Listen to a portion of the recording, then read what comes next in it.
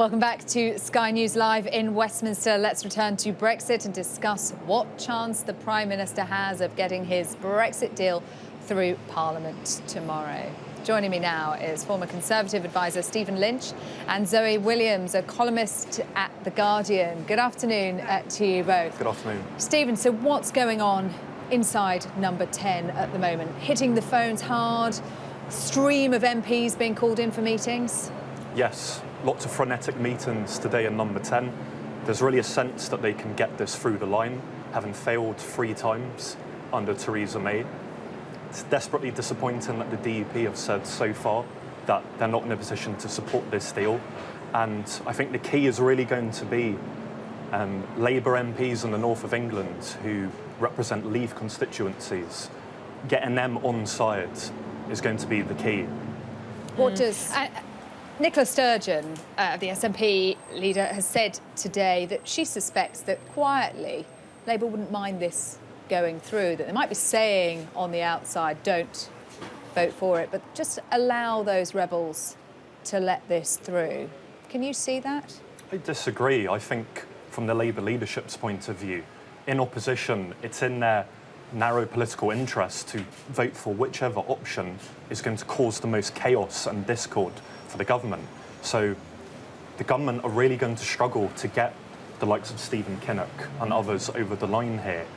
And lots of Labour MPs like Lisa Nandy is an example of this, have said that they want to respect the referendum result, and secondly, they want to avoid a disastrous no deal. Tomorrow, they're going to get a wonderful opportunity to make one vote to tick both of those boxes. So we'll see if the comments that they've been making for the last 3 years to avoid a no deal, we'll see if they can follow through. He's also trying to persuade some of the hardline Brexiteers who haven't come round yet, isn't he? We've seen Mark Francois in number 10 today. We've seen Sybil Cash. John Barron has been talking about potential insurance policy at the end of the transition period, no deal. If he gives to them with one hand, he's taking from the other, isn't he? And he needs to get all on board. He needs to get a lot of them on board. This is the ERG's final opportunity to get this over the line. That's what I would be saying to them, to Eurosceptic-minded MPs. We've elected Boris Johnson as the leader. He was the leader of the Vote Leave campaign. This is as good as it gets, this deal.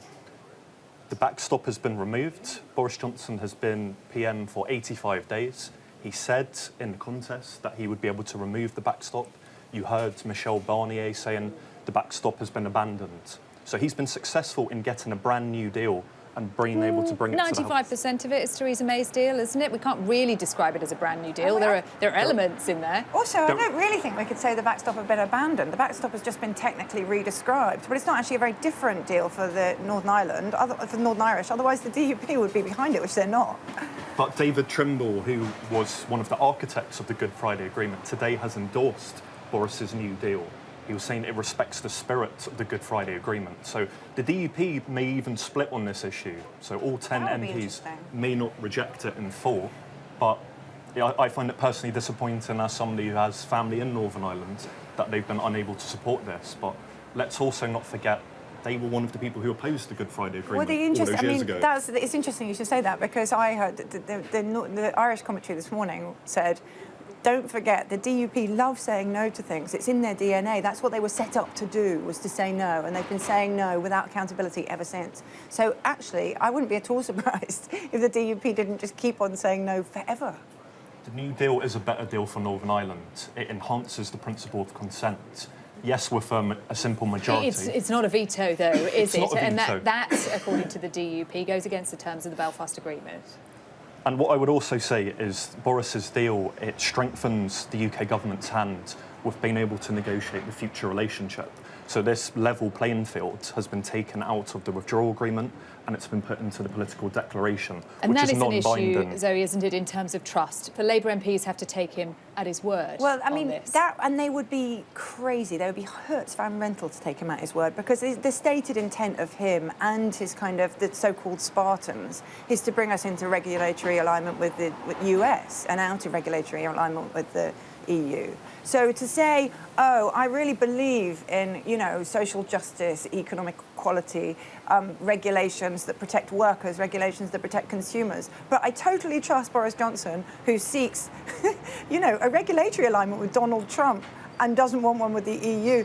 It would be so daft that they wouldn't be able to do that in good faith. So if they're going to say they're going to do that, then they are explicitly going against, their own movement. Zoe, just quickly on this, the UK would have the freedom and the control to vary these things, Well, and yeah, I don't think there's demand in the country for anybody to water down environmental standards, workers' rights. Can I just point out two things? A Labour government could change I'm just going to point out two things. Firstly, you actually don't have very much leverage when your trading partner is much, much larger than you are. Secondly, the actual rights of the UK Parliament to scrutinise and veto trade deals is minuscule, partly because we've been in the EU for 30 years and we've lost that muscle memory. We've lost a lot of the technical ability to do that. So within the EU, we have huge power to scrutinise trade deals and object to them.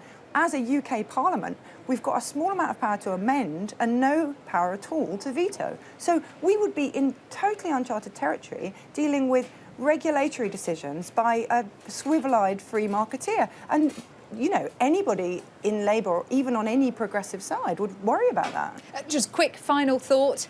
If he doesn't get this over the line tomorrow, if he doesn't get enough votes, then what next? I think it's inevitable we then have to go to a general election if this deal goes down. I don't want to make any predictions here.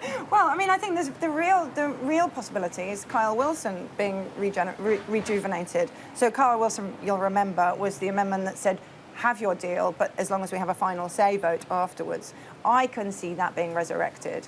And then what we'd have it would be perfect, actually, for both sides, because what you'd have is a referendum which was this deal or remain, rather than the kind of cursed three-way, no deal, a deal or remain. You'd have this deal or remain, and that might actually get some forward momentum.